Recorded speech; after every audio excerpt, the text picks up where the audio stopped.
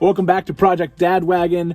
If you missed the initial video on this thing, check that out. But otherwise, phase one is nearly complete, meaning that assessing what it needs and digging into cleaning this thing.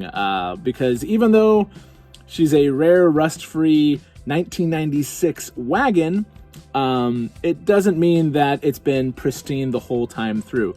The clear coat was in terrible condition. It was super hazy, and with the age, I wasn't sure how it would take to polishing, but we quickly learned with a couple test spots on the car that this paint cleans up incredibly well for its age. I was really happy to find that. It's not perfect by any means, and there's still some repairs to be done, but we've taken out some of the major dents in the bodywork, with the exception of the hood, because that's getting replaced anyways.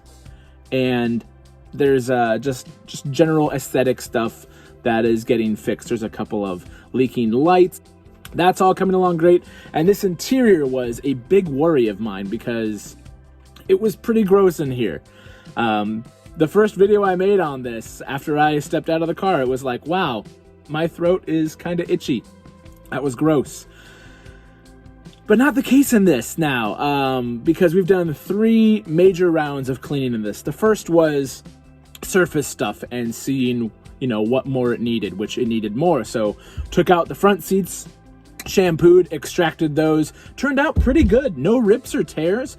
The bolstering on the driver's side has collapsed a little bit, but other than that, they're pretty decent seats. I may change that stuff out later, but at least for this initial phase one of just getting the car fixed up and assessing more needs on it, really happy with how the interior's turned out. We've taken apart interior console stuff, scrubbed down the vents and all that stuff. There were some pieces where I just literally set in soapy water, waited for the foam to turn brown, took them back out and scrubbed them down. It was pretty disgusting in here. I can't believe I drove it for as long as I did, even though it's only been not even 2 weeks. The interior is great. My little guy has already been in here several times, and he very much so approves of the Dad Wagon. We've been having fun with it already. Car needs a little suspension. There's nothing broken. They're just worn and old and need replacing likely. So going to be sourcing parts for that. That has been something I will note that has not been as easy as I was hoping. My mindset was, hey, I've rebuilt Imprezas and such from this generation before. Parts weren't too hard to find. I didn't remember, though, that was almost a decade ago when I started working on those cars. And in that time, yeah, a lot of part numbers looking up and a lot of things just out of stock. So if you've done this before and you want to get at it again like I am, do some more digging and do it quick, because it's going to be really hard to find parts for these cars in a little while here. Now, the reason you would think that would be easy to find parts for this is they made this body style Impreza, this first generation, from 1993 all the way to 2001 in the United States.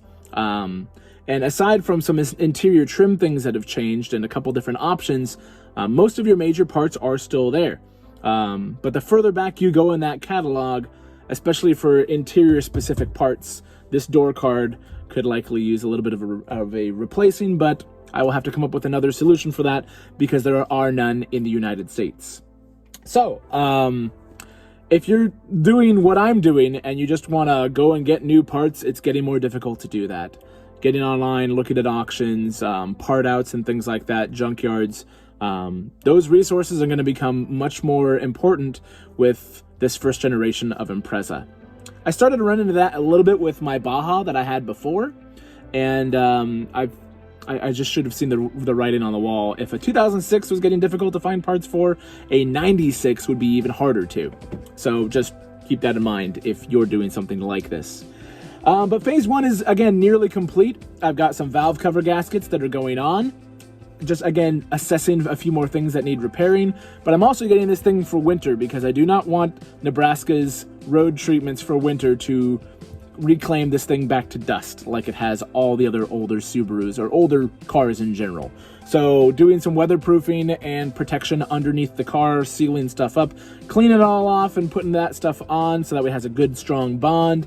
But the paint, I'm really surprised with how good the paint has turned out. There's some more body stuff coming later, but again, phase 1 is the car as it is, making it as good as I can, and we can have a little more fun in phase 2, which I'll have for you on the next installment. So stay tuned, leave a comment if you got some questions on the car, and subscribe, all that fun stuff. Catch you on the next one. See you guys.